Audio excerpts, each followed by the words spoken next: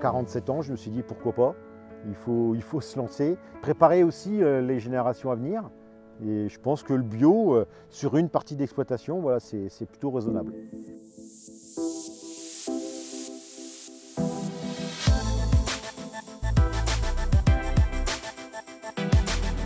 Est-ce que vous le saviez? En 20 ans seulement, les agriculteurs français ont diminué de plus de 40% leur consommation de produits phytosanitaires. Pourtant, la production agricole ne baisse pas, au contraire. Mais alors comment font-ils? Pour le savoir, je vous propose d'aller à la rencontre de Michael à Lignon dans la Marne. Michael s'est fixé un objectif, réduire de 30% son utilisation de produits phytosanitaires et passer 20% de son exploitation en bio. Et vous allez voir que c'est tout un ensemble de solutions pratiques qu'il va devoir mettre en place pour y parvenir. Allons le rejoindre sur son exploitation.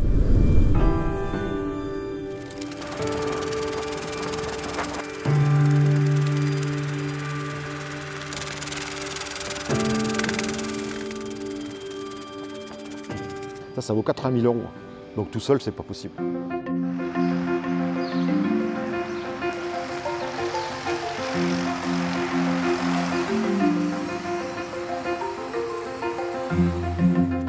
Salut Michael. Ça va? Ça va bien toi? Eh bah tiens, la nouvelle bineuse de l'Akuma qui vient d'arriver.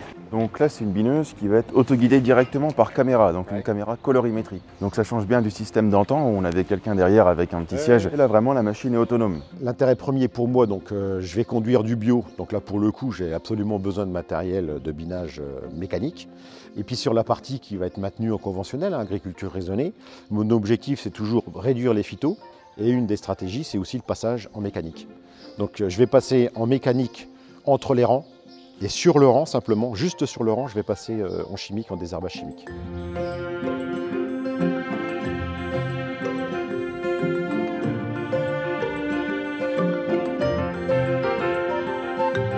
Dans le département, il y a un groupe défi qui a été mis en place, donc c'est un groupe entre 10 et 15 agriculteurs et on travaille ensemble.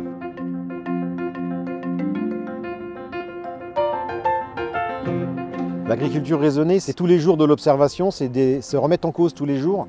Donc non, c'est pas simple, mais c'est aussi un peu l'attrait qu'on peut avoir au métier. Tous les ans, on se remet en cause.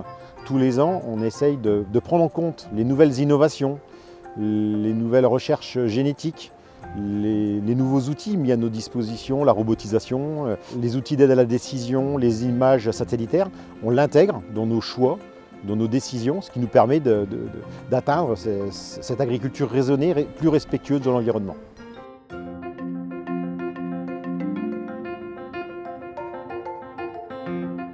Dans ce groupe défi au niveau du département, c'est donné comme objectif de baisser l'utilisation de nos produits phyto sans baisser la production. Donc on a réussi à atteindre cet objectif en réduisant de 30%.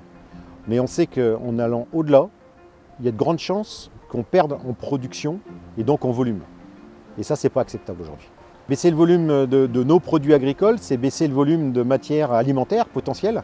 Et dans un contexte de souveraineté alimentaire, il y a un manque de cohérence.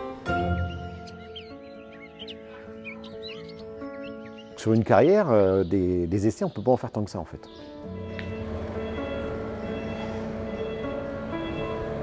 Tiens, viens mon père.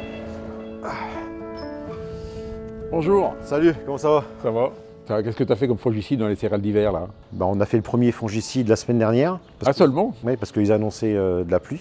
Et puis l'objectif, c'est qu'on s'arrête là. On n'en aura qu'un seul cette année en fait. Contrairement à ce qu'on a pu faire autrefois, vous arrivez d'en faire 3 ou 4 quoi. Ouais. Et cette année, avec le temps sec, c'était favorable quoi. Ce qui a changé depuis les 30 glorieuses que j'ai connues, c'est qu'aujourd'hui, on utilise des outils d'aide à la décision qu'autrefois, on appliquait nos conseils de la coopérative, mais qui étaient plutôt un peu pleine dose, quoi. Je peux comprendre que certains s'impatientent. Aujourd'hui, quand moi je fais une expérimentation sur mon exploitation, il faut que j'attende 12 mois le résultat. Alors soit il est positif, soit il est négatif, soit il est mitigé, puis je réajuste. Et on a tellement de contraintes climatiques que c'est vrai que ce qu'on peut expérimenter cette année, qui peut fonctionner, ne fonctionnera pas l'année prochaine. C'est ça aussi la difficulté de notre métier. Il faut du temps, oui.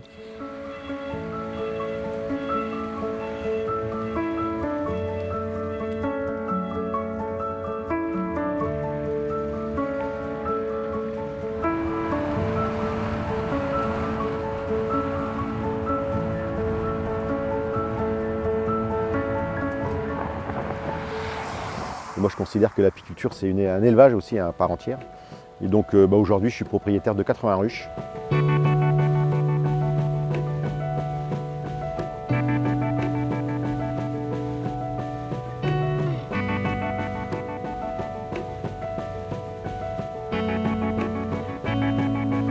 Là en fait on est dans une parcelle à proximité du village où il y a l'exploitation agricole et on a choisi de mettre en place un rucher ici parce qu'on est au bord d'une haie qui est en bordure d'un petit ruisseau. C'est important pour les abeilles, hein, en pleine canicule elles ont besoin d'eau et les parcelles qui sont juste en face ce sont nos parcelles et en l'occurrence on a un tiers de la parcelle cette année qui est en colza et ça va nous permettre de sortir du miel de colza, on l'attend et avec impatience. On a toujours eu une stratégie sur l'exploitation diversifiée, hein, c'est historique, hein, mon grand-père, mon père et moi-même. Aujourd'hui c'est une douzaine de cultures, c'est de l'élevage. Ça me permet de sortir un chiffre d'affaires supplémentaire. Ça peut paraître surprenant de raisonner comme ça, mais on a des cultures, on a l'habitude de récolter les graines, de vendre, commercialiser ces graines et on s'aperçoit que les fleurs elles génèrent du miel et autant en profiter, quoi.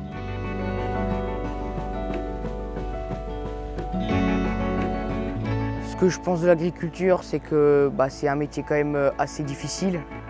Et puis il faut que ça évolue aussi parce qu'il y a la biodiversité aussi, donc il faudra faire plus attention. Mais ça fait forcément plaisir, parce qu'au-delà de l'installation, c'est le fait que il soit avec moi je puisse transmettre un peu mon savoir et puis la vision qu'on a de l'agriculture de demain, quoi.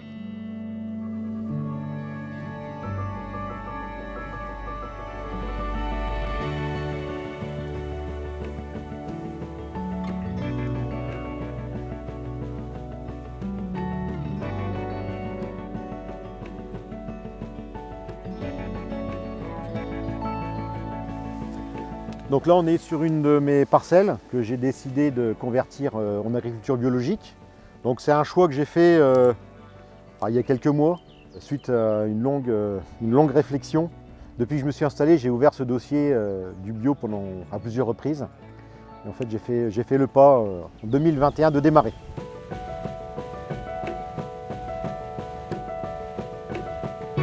Depuis l'installation, c'est de nouvelles cultures qui ont été implantées, des nouvelles stratégies de production, le non-labour, et là pour moi c'est aussi un nouvel challenge. Ça va me nécessiter aussi des investissements matériels et puis certainement aussi consacrer plus de temps. Moi ce qui m'inquiète c'est le désherbage. C'est d'ailleurs aussi ce qui inquiète un peu mes salariés et il ne faut pas qu'ils aient trop peur parce que les salariés ils sont rares et je ne voudrais pas qu'ils partent, quoi.